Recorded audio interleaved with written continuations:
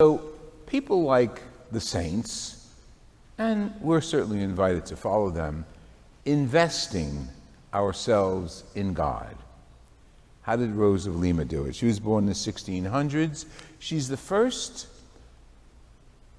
person declared a saint of the Americas, St. Rose of Lima, 1600s. She died around 30-ish. But even as a little girl, she was very devoted to Jesus, very devoted to her prayer life, even before she entered the convent. And of course, her father didn't want to go into the convent, but eventually he gave in, and she, as a young lady, she did enter the convent. Her focus in the convent was prayer and the poor. Very interesting. She was not poor herself. She came from a middle-class family. But as a nun in the convent, she focused on serving the poor, going out beyond the convent walls to take care of the poor. And there, in those times, much more direct contact with the poor than we would have. Like, there were no shelters, there were no places the poor would go. They'd be in the town square. So she would take her food and take her belongings and go and share with them what she had. She was very pretty, they say. She was so pretty that people were attracted to her, especially guys attracted to her. And before she entered the convent, they wanted her hand in marriage, and her father would have been happy with that because it would have been security for her. But she didn't want any of that. She was devoted to Jesus. And there's one phase in her life in which, because her complexion was so, that's where the word pearl, I think, relates to her. Her complexion was so beautiful, and she was such a beauty, they called her Rose, although that wasn't her name. They called her Rose because she was so beautiful.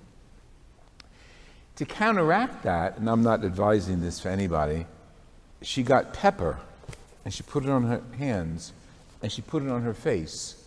So her face would be red, and to the public, less attractive. Now that's interesting, because who would want to make themselves suffer for God? She did. Any suffering that we go through, we can offer it to God. We can offer it to Him. Any discouragement, facial rash, body aches and pains, rather than focus on taking care of them only, give it to God, as Rose of Lima did.